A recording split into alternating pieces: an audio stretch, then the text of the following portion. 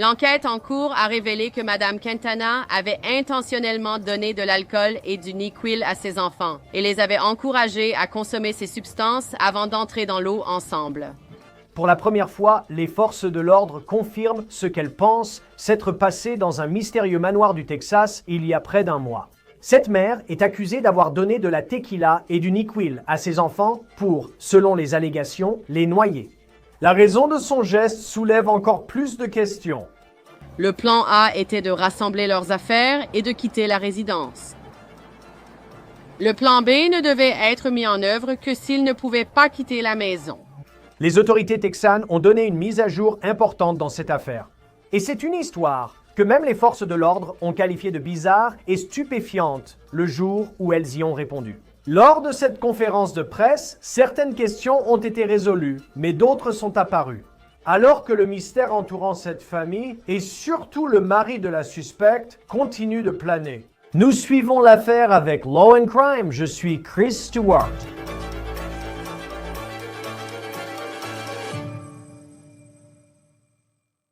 La procureure du comté de Liberty, au Texas, a confirmé tout ce qu'elle pouvait à propos de ce mystère étrange que nous suivons depuis près d'un mois dans le comté de Liberty, au Texas, qui se trouve près de Houston.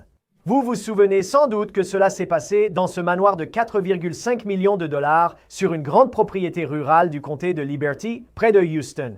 Et voici la suspecte dans cette affaire. Elle s'appelle Jessica Quintana. Elle a 39 ans. C'est la mère des 3 enfants qui sont les victimes dans cette histoire. Elle est en détention sous caution de 3 millions de dollars.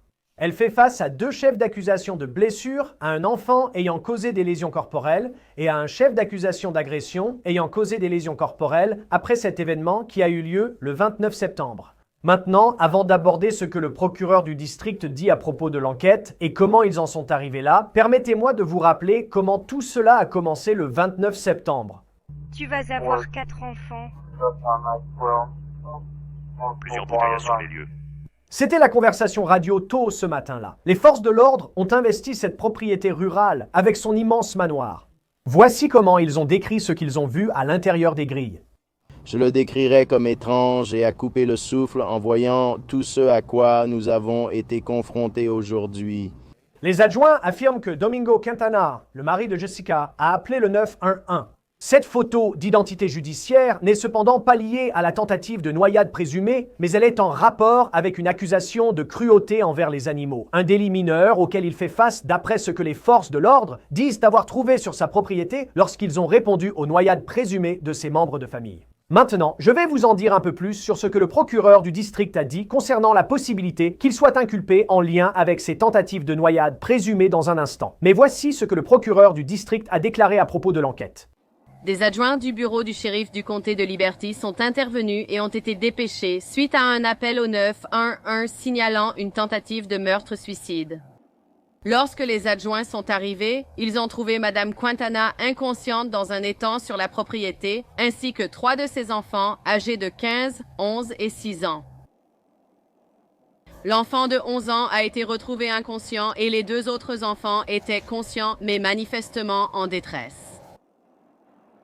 L'enquête en cours a révélé que Madame Quintana avait intentionnellement donné de l'alcool et du NyQuil à ses enfants et les avait encouragés à consommer ces substances avant d'entrer ensemble dans l'eau. Nous savons qu'ils ont consommé ces substances grâce aux dossiers médicaux et toxicologiques ainsi qu'aux informations recueillies auprès des témoins. Les adjoints ont également retrouvé de nombreuses bouteilles vides de NyQuil, une bouteille de tequila vide et d'autres éléments de preuve qui confirment ces déclarations. Jessica et ses enfants ont été emmenés d'urgence à l'hôpital. Elle et son enfant de 11 ans ont été héliportés à Houston dans un état critique. Jessica vient tout juste de sortir de l'hôpital vendredi, et c'est à ce moment-là qu'elle a été placée en garde à vue dans le comté de Liberty. Bien sûr, tout parent se demanderait pourquoi une mère essaierait prétendument de noyer ses enfants et de se noyer elle-même dans un étang après leur avoir soi-disant donné du NyQuil et de la vodka. Cette partie de la conférence de presse soulève de nouvelles questions sur cette famille. D'après l'affidavit, la fille de Madame Quintana a dit aux enquêteurs que sa mère avait 2 plans. Le plan A était de rassembler leurs affaires et de quitter la résidence. Le plan B ne devait être mis en œuvre que s'ils ne pouvaient pas quitter la maison. Madame Quintana et les enfants ont tenté sans succès de quitter la maison le 28 septembre. Par la suite, au petit matin du 29 septembre, Madame Quintana a mis en œuvre le plan B. Elle a demandé aux enfants de boire le mélange d'alcool et de NyQuil jusqu'à ce qu'ils se sentent étourdis. Et ensuite, ils devaient se rouler eux-mêmes dans l'eau, où elle les y pousserait une fois qu'ils seraient inconscients. Heureusement, les choses ne se sont pas déroulées comme prévu et le plan B n'a pas pu être exécuté. Le procureur a été questionné sur l'échec du plan de Jessica de partir la veille et sur sa décision de recourir à son prétendu plan B. Tuer ses enfants puis se noyer dans l'étang. Elle n'a pu répondre à cette question, mais a fait un commentaire sur Domingo Quintana, le mari de Jessica et père des 3 victimes. Il est resté un personnage mystérieux depuis le début de cette histoire. C'est lui qui a appelé le 911. Le shérif adjoint a dit avoir été coopératif ce jour-là. Mais peu de temps après, il a été accusé de cruauté envers les animaux, un délit mineur. Cela est arrivé après que la police a signalé des animaux supposés maigres chez lui. Bien sûr, c'est une situation grave, mais en même temps, des questions se posent sur le moment où ce type d'accusation a été porté, le jour même où sa femme aurait tenté de tuer ses enfants. Pourquoi, après un événement aussi traumatisant, faisait-il face à un simple délit ce jour-là?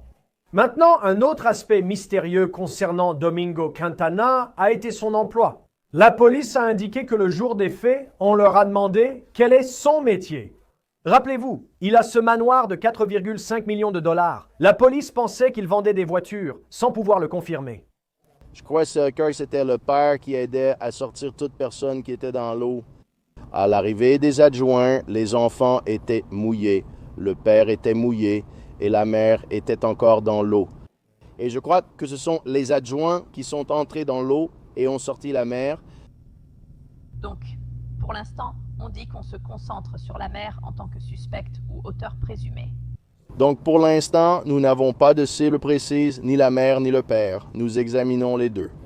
Aussi mystérieux que soit Domingo Quintana dans cette affaire, voici ce qu'a déclaré le procureur sur la possibilité de l'inculper pour les tentatives présumées de noyade de ses enfants. De plus, d'après les faits de cette affaire et les informations et preuves découvertes à ce jour, le père des enfants ne sera pas inculpé pour des crimes liés à ce projet de meurtre-suicide. Voici une image de Domingo Quintana entrant au tribunal pour une audience sur la garde. L'histoire porte aussi sur la garde des enfants Quintana. Les services de protection de l'enfance ont déclaré qu'en audience, les enfants ont réagi négativement à propos de leur père, mais souhaitaient voir leur mère. Et Jessica a été autorisée à voir les enfants pendant 1 heure de visite surveillée lorsqu'elle était à l'hôpital. Le procureur du district n'a pas précisé davantage sur la famille lors de la conférence de presse. Mais voici ce que nous avons pu découvrir à leur sujet depuis le début de cette histoire. Cette famille vit dans le vaste manoir Rancho Monte Carmelo depuis 2017. Ils ont bâti cette immense maison sur la propriété alors que les Quintana ont de gros soucis financiers. Voici le jugement de janvier de cette année, après que Quintana a été poursuivi en justice en 2023 dans le comté de Harris. Houston relève ici des dettes, de la fraude contractuelle et de la fausse déclaration. Nous n'avons pas les documents exposant l'affaire contre Quintana, mais le tribunal a statué en faveur du plaignant. Et selon les documents, Quintana devait plus de 138 000 $. Une affaire en cours dans le comté de Liberty accuse Quintana de ne pas avoir payé d'impôts pendant des années sur une propriété de 72 acres. La plainte affirme qu'il doit plus de 43 000 $. Jessica Quintana, la mère, est propriétaire d'un bien à Houston et accusée d'un retard de plus de 18 000 $ d'impôts selon le site du percepteur du comté de Harris. On ignore si l'une de ces affaires civiles est liée à ce qui s'est passé dans cette maison le 29 septembre et si la pression financière a eu un impact sur ce dont Jessica Quintana est maintenant accusée. Un autre rebondissement étrange implique Domingo Quintana et la personne venue le voir en prison avant sa libération sous caution pour cruauté envers les animaux. Le lieutenant de police de Liberty, Ramiro Lozano, dont l'agence n'enquêtait pas sur l'affaire. C'était l'agence du shérif du comté de Liberty et des Texas Rangers. Donc, il n'est pas clair à ce stade de quoi le lieutenant a parlé avec Domingo Quintana derrière les barreaux. Quintana prête serment devant les médias à la sortie de prison, se cache le visage et refuse de répondre en partant. Lozano, le lieutenant de police, serait l'homme qui conduisait la voiture lorsque Quintana est parti. Le lieutenant Lozano est actuellement en congé en attendant les résultats d'une enquête interne. Maintenant, le devoir d'une mère est de protéger ses enfants, de les aimer et de les garder en sécurité, de les protéger du danger. Et c'est le devoir de chaque parent. Lorsque ce type de devoir sacré est violé, cela frappe le cœur d'une communauté et exige que la loi rende des comptes. Et cela nous laisse souvent à nous demander pourquoi. Parce que cette affaire concerne des enfants mineurs et qu'il s'agit toujours d'une poursuite en cours par notre bureau, aucun détail supplémentaire ne peut être communiqué pour le moment. Maintenant, même si cette conférence de presse a clarifié beaucoup de choses, elle donne certainement une idée de ce que les forces de l'ordre pensent s'être passé ce jour-là. De nombreuses questions subsistent sur ce qui se passait dans ce manoir. Le procureur du district a été questionné sur la possibilité d'inculper Domingo Quintana pour d'autres faits que la cruauté envers les animaux. Et elle a répondu qu'elle ne pouvait pas commenter cela. Voici d'autres propos qu'elle a tenus aux médias lors de la conférence de presse aujourd'hui, selon KPRC-TV à Houston. Des adjoints du bureau du shérif du comté de Liberty sont intervenus et ont été dépêchés suite à un appel au 911 signalant une tentative de meurtre-suicide. Lorsque les adjoints sont arrivés, ils ont trouvé Madame Quintana inconsciente dans un étang sur la propriété, ainsi que 3 de ses enfants, âgés de 15, 11 et 6 ans. L'enfant de 11 ans a été trouvé inconscient et les 2 autres enfants étaient inconscients, mais manifestement en détresse. L'enquête en cours a révélé que Madame Quintana avait intentionnellement donné de l'alcool et du NyQuil à ses enfants et les avait encouragés à consommer ces substances avant d'entrer ensemble dans l'eau. Nous savons qu'ils ont consommé ces substances grâce aux dossiers médicaux et toxicologiques ainsi qu'aux informations recueillies auprès des témoins. Les adjoints ont également retrouvé de nombreuses bouteilles vides de NyQuil, une bouteille de tequila vide et d'autres preuves cohérentes avec ces déclarations. Selon l'affidavit d'arrestation, la fille adolescente de Madame Quintana a déclaré aux enquêteurs que sa mère avait 2 plans. Le plan A était de faire leur bagage et de quitter la résidence. Le plan B ne devait être mis en œuvre que s'ils ne pouvaient pas quitter la maison. Il y a eu une tentative ratée de Madame Quintana et des enfants de quitter la maison la veille, le 28 septembre. Par la suite, au petit matin, dans les toutes premières heures du 29 septembre, Madame Quintana a mis en œuvre le plan B. Elle a demandé aux enfants de boire le mélange d'alcool et de NyQuil jusqu'à ce qu'ils se sentent étourdis. Et ensuite qu'ils devaient se rouler eux-mêmes dans l'eau, où elle les y pousserait une fois qu'ils seraient inconscients. Heureusement, les choses ne se sont pas déroulées comme prévu et le plan B n'a pas pu être exécuté. Après le plan B, les 3 enfants ont été emmenés à l'hôpital Memorial Airmen du centre médical. Madame Quintana et un enfant ont été évacués en état critique par hélicoptère. Les 2 autres enfants ont été emmenés en ambulance à l'hôpital Memorial Hermann. Les analyses toxicologiques ont confirmé des taux élevés d'alcool et de paracétamol dans l'organisme des enfants. Cette affaire a été minutieusement examinée par le bureau du shérif du comté de Liberty avec l'aide des Texas Rangers. Notre bureau a examiné les preuves avec soin et est convaincu que les faits soutiennent pleinement les accusations qui ont été portées dans cette affaire. Notre bureau est également impliqué dans cette affaire depuis le début, comme l'ont demandé les agences d'enquête. Au cours des dernières semaines, il y a eu beaucoup de spéculations et de désinformation autour de cette affaire. Nous tenons la conférence de presse aujourd'hui pour dissiper ces rumeurs et fournir au public des informations précises et vérifiées. Chaque décision dans cette affaire a été guidée uniquement par les preuves et non par des rumeurs, des spéculations ou des commentaires sur les réseaux sociaux. Une désinformation affirme qu'un employé du shérif du comté de Liberty serait impliqué dans cette affaire. Je veux être clair. Ramiro Lozano, mentionné dans les médias ces dernières semaines, travaille ou a travaillé pour une autre agence des forces de l'ordre dans le comté de Liberty. Il n'était pas employé par le bureau du shérif du comté de Liberty à ce moment-là et il n'était associé à cette enquête d'aucune manière. De plus, en se basant sur les faits de cette affaire ainsi que sur les informations et les preuves découvertes, à ce jour, le père des enfants ne sera pas inculpé de crimes liés à ce projet de meurtre-suicide. Maintenant, le devoir d'une mère est de protéger ses enfants, de les aimer et de veiller à leur sécurité, de les protéger contre tout danger. C'est le devoir de chaque parent. Lorsque ce type de devoir sacré est violé, cela frappe le cœur d'une communauté et exige que justice soit faite selon la loi. Et cela nous laisse souvent à nous demander pourquoi.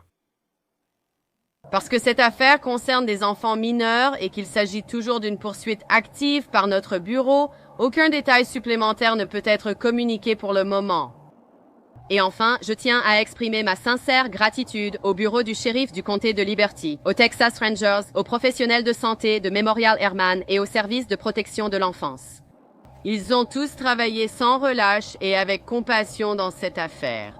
Notre bureau reste déterminé dans son engagement à obtenir justice pour ces 3 enfants et à veiller à ce que la vérité soit pleinement et fidèlement présentée devant le tribunal. Je vais maintenant répondre à quelques questions. Nous pouvons procéder de manière ordonnée. Si c'est quelque chose à laquelle je peux répondre, je le ferai avec plaisir. Si ce n'est pas le cas, je vous le ferai savoir sans hésiter. Y a-t-il une indication sur la raison pour laquelle ces plans ont été élaborés? Y avait-il des preuves d'une enquête? Il n'y en a pas eu. À ce stade, je ne peux vraiment pas commenter là-dessus, en fait. Cela implique des violations de la politique, des violations potentielles de la politique dans l'agence où il se trouvait, et notre bureau n'a aucune... Nous n'enquêtons pas là-dessus, et nous ne sommes pas non plus impliqués dans ce genre de choses. Enquêtez-vous sur le père? Pas pour cet incident. Mais y a-t-il peut-être d'autres personnes impliquées dans le... Je ne peux pas commenter cela.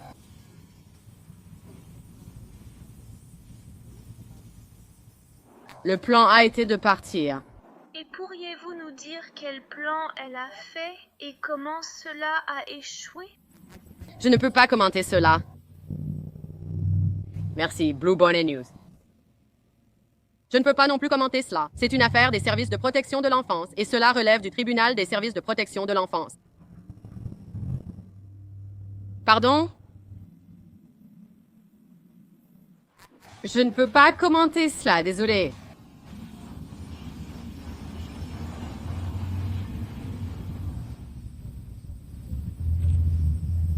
Notre bureau a déposé ce matin des documents d'inculpation. Et donc, à un moment donné, dès que le tribunal l'inscrira à son rôle, elle comparaîtra devant le tribunal concerné. J'ignore pour l'instant à quel tribunal l'affaire a été attribuée. Les affaires seront finalement soumises à un grand jury.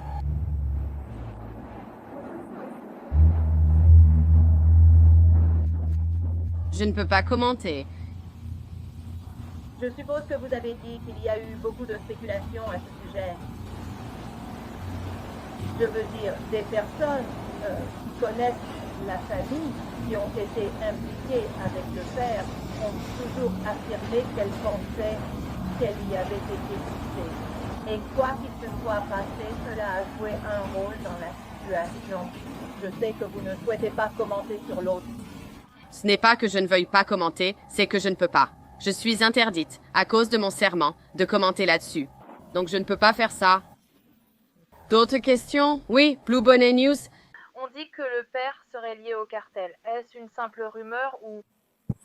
Je ne peux pas commenter, rien ne confirme cela. Autre chose? Y a-t-il quelqu'un ici qui puisse commenter?